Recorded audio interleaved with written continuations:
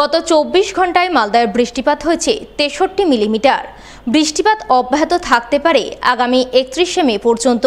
সোমবার এমনটাই পূর্বাভাসের কথা জানান দিল মালদা হাওয়া অফিস।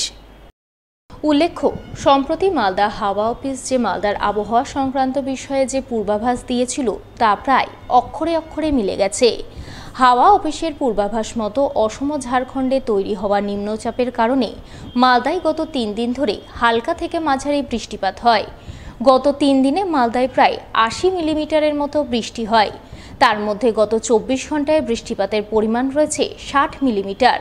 সোমবার মালদা হাওয়া অফিসের অধিকর্তা তপন কুমার দাস জানান, মালদায় বৃষ্টিপাত বজায় থাকবে আগামী 31শে মে পর্যন্ত। কারণ ইতিমধ্যে বঙ্গোপসাগরে একটি নিম্নচাপ তৈরি হয়েছে। তার প্রভাবে আগামী 28শে মে থেকে 31শে মে পর্যন্ত মালদায় মাঝারি থেকে ভারী বৃষ্টিপাতের সম্ভাবনা রয়েছে। এর আগে যেটা বলেছিলাম যে মৌসুমী বায়ু আমাদের 25-26 তারিখ নাগাদ ঢুকে যাবে, সেটা আরও একদিন আগে মানে 24 তারিখে আমাদের ল্যান্ডে হিট করেছে কেরালায়। হ্যাঁ, এই মাসে 24 তারিখ একদিন আগেই করেছে। 25 তারিখ বলেছিলাম না, 25-26, সেটা 24 তারিখ হিট করেছে। এবং এই মুহূর্তে আমাদের নর্থ আন্দামান সিটা মানে বঙ্গোপসাগরের আর কি, হ্যাঁ, নর্থ বঙ্গোপসাগরের উপর, ওয়েস্ট সেন্ট্রাল নর্থ বঙ্গোপসাগরের উপর একটা লো তৈরি হতে যাচ্ছে। আগামীকালকে আশা করি এটা ফর্ম হয়ে যাবে।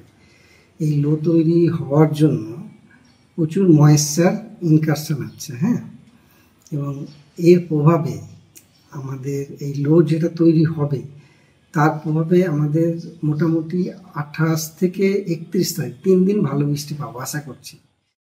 এদিকে মালদায় জ্যৈষ্ঠের অকাল বর্ষণে বোরো ধান চাষিদের মাথায় পড়ল হাত। জেলার বিভিন্ন এলাকায় নিচু জমিতে বৃষ্টির জল জমে যাওয়ায় ধান কাটার মুখে ব্যাপক ক্ষতির মুখে পড়েছেন বোরো ধান চাষিরা। সোমবার এমনটাই ছবি নজরে এলো মালদার হবিবপুর ব্লকে। উল্লেখ্য, গত 2 দিন ধরে মালদায় কয়েক দফায় বেশ ভালো পরিমাণ বৃষ্টি হয়েছে। আর এই বৃষ্টিতেই সর্বনাশ হয়েছে বোরো ধান চাষের।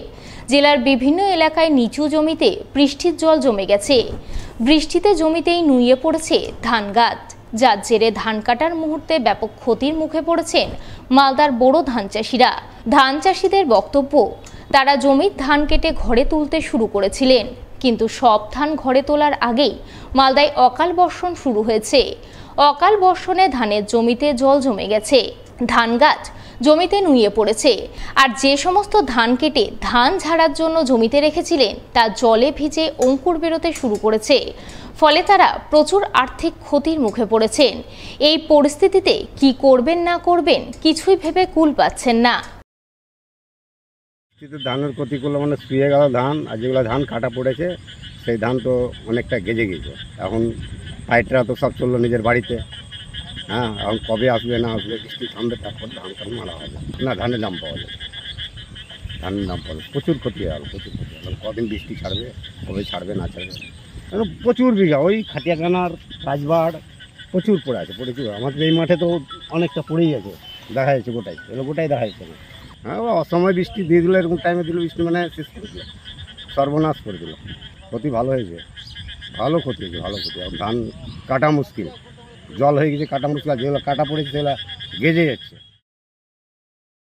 প্রাক বর্ষার বৃষ্টিতে জল থই থই পরিস্থিতি তৈরি হলো পুরাতন মালদার শাহাপুর শিব মন্দির সংলগ্ন মালদা নালাগোলা রাজ্য সড়কে। জানিয়ে ক্ষোভের সুর শোনা গেল স্থানীয়দের গলায়। জল নিকাশির ব্যবস্থা করতে দ্রুত হাইড্রেনের দাবি জানালেন এলাকার সাধারণ মানুষ।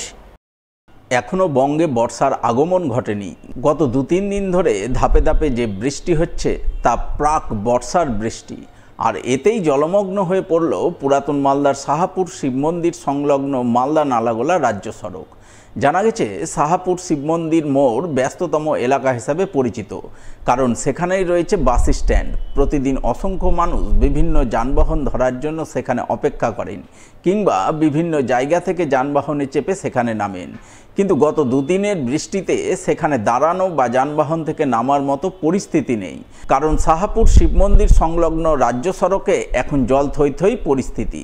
রাস্তার উপর হাঁটু সমান জল জমে থাকায় সেই জল ভেঙে যাতায়াত করতে বাধ্য হচ্ছেন স্থানীয়রা। জলমগ্ন রাস্তা দিয়ে ছোটোখাটো যানবাহন চলাচল করতে গিয়ে ঘটছে দুর্ঘটনা, যা নিয়ে রীতিমতো ক্ষুব্ধ এলাকার সাধারণ মানুষ। স্থানীয়দের বক্তব্য, এই রাস্তার পাশেই পঞ্চায়েত অফিস রয়েছে দুটি হাই স্কুল, এছাড়াও অসংখ্য দোকানপাট আছে, অথচ এই গুরুত্বপূর্ণ এলাকার রাজ্য সড়ক একটু বৃষ্টিতে জলমগ্ন হয়ে পড়ছে। জমা জল নিষ্কাশনের ব্যাপারে কারো কোনো ভ্রুক্ষেপ নেই। তারা চান দ্রুত এই এলাকায় হাইড্রেনের ব্যবস্থা করা হোক, তাহলে বৃষ্টির জল রাস্তায় জমতে পারবে না, ড্রেন দিয়ে পাস হয়ে যাবে। এতটাই খারাপ বলার মতো না। এই জায়গাটা চলতি রাস্তা, আর এই চলতি রাস্তা যদি এরকম পরিস্থিতি হয় তাহলে তো আরো লোকের এখন অ্যাক্সিডেন্ট হওয়ার তো মানে প্রবলেম এতটা দেখাচ্ছে বলার মতো না। চলতি রাস্তা ধারে কেন এরকম হয়ে থাকবে? এখানকার প্রশাসন নাই। আমাদের এটা মানে যে পকেট রাস্তা না, মেন রাস্তাতে যদি এরকম হয়ে থাকে, ওগুলো রাস্তা হলো মানে অনেকটাই কিন্তু এই জায়গাটা দেখেন তো, এখনই একটা টোটো ফেসে গেছিল, অবস্থাটা কি হতো? টোটোটা যদি পাল্টিয়ে যেত। আমরা চাইছি রাস্তাটা ভালো হোক। এখানে 10 মিনিট জল হচ্ছে, তো রাস্তাতে 1 কিলোমিটার নিয়ে জলে একদম ভর্তি হয়েছে। এই যে টোটো, গাড়ি ঘোড়া, বাস, ট্রাক সবই দাঁড়াচ্ছে এখানে। আর এইখানে আপনার হাই স্কুল আছে, এখানে অঞ্চল অফিস আছে, ব্যাংক আছে, এসপি, ডিএম সব এটা দিয়ে যাতায়াত করছে। একেটু করে জল হয়ে যাচ্ছে, কেউ কোনো কিছু ভূক্ষেপ নিচ্ছে না।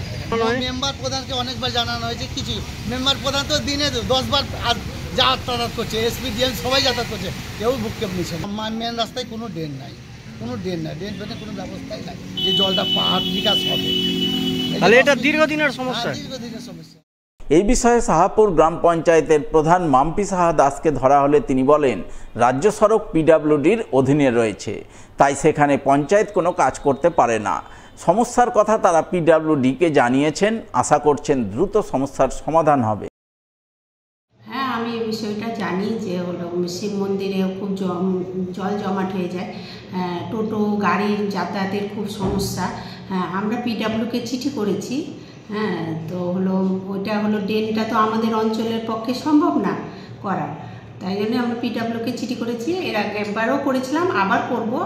তো হলো হ্যাঁ, বলছে যে টোটো উল্টে যাচ্ছে, তো আমরা তো পিডব্লিউর পুরো হাত দিতে পারি না কাজে, তো আমরা রাবিশ ফেলে ওইটা মেরামত করে দেবো। ড্রেন হয়ে গেলে 2 সাইডে ড্রেন হয়ে গেলে সমস্যা তারপর ওখানে 2টো স্কুলও আছে, গ্রামবাসীরও অসুবিধা হচ্ছে।